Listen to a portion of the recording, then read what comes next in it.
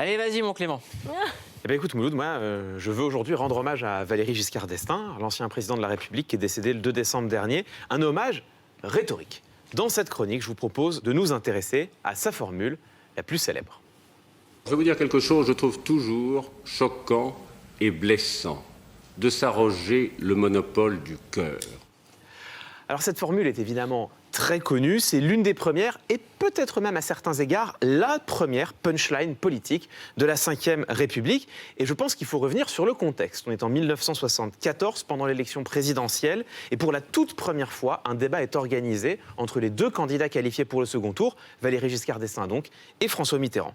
Il faut avoir conscience qu'à l'époque, les débats télévisés en étaient encore à leur balbutiement, les codes ne s'étaient pas imposés, mais Valéry Giscard d'Estaing, lui, homme jeune, homme de son temps, avait de très fortes intuitions médiatiques et il avait anticipé l'une des attaques de François Mitterrand. Il avait anticipé qu'il serait accusé de ne pas se soucier des citoyens les plus pauvres.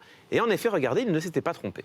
Le moment est venu, M. Giscard d'Estaing, depuis longtemps, où il aurait fallu utiliser cette richesse créée par tous, afin que le plus grand nombre vive. C'est cela, je dirais, c'est presque une question naturellement d'intelligence. C'est aussi une affaire de cœur. Il n'est pas acceptable qu'il y ait une petite catégorie de privilégiés qui sont servis par toutes vos lois, en particulier par vos lois fiscales. Alors, il faut bien comprendre ce qui se passe ici. En apparence, l'attaque de François Mitterrand est extrêmement policée.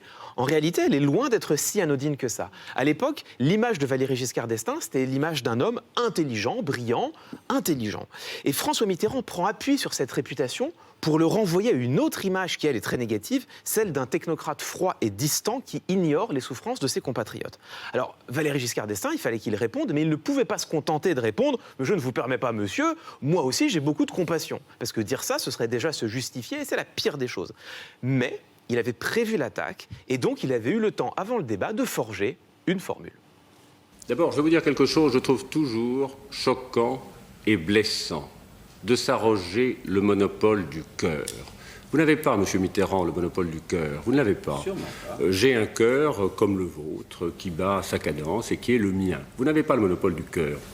Et ne parlez pas aux Français de cette façon, si blessante pour les autres. Bon, ce passage... Alors là, ce passage...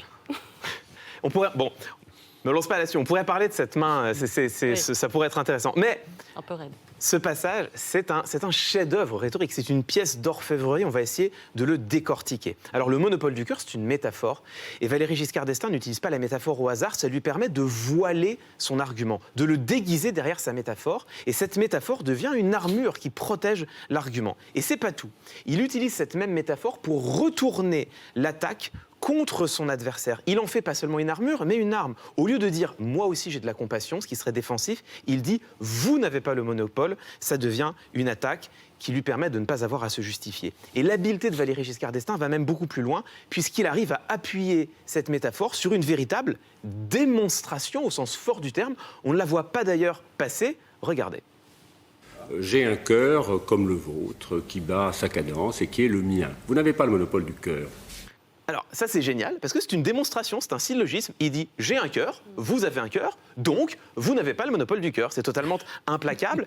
Alors c'est totalement implacable et totalement fallacieux. Ça repose sur une figure de style qu'on appelle l'antanaclase, qui consiste à utiliser un même mot mais dans deux sens différents. Et ici, François Mitterrand utilise le cœur dans le sens de l'organe, mais aussi, dans son sens figuré, la compassion. Alors que Valéry Giscard d'Estaing est un cœur qui bat dans sa poitrine, ça fait assez peu de doute. Que Valéry Giscard d'Estaing ressente de la compassion pour ses concitoyens, il lui appartenait de le démontrer. Mais, dans le flot de la séquence, on ne relève pas cette ambiguïté, tout paraît logique. Résultat, en deux phrases, Valéry Giscard d'Estaing parvient à retourner l'attaque contre François Mitterrand, à remporter le débat, puis à remporter l'élection.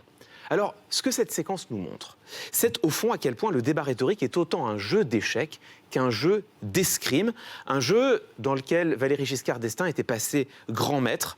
Encore aujourd'hui, les orateurs et oratrices que nous sommes avons tout à apprendre de lui. C'est aussi cela qu'il nous a légué.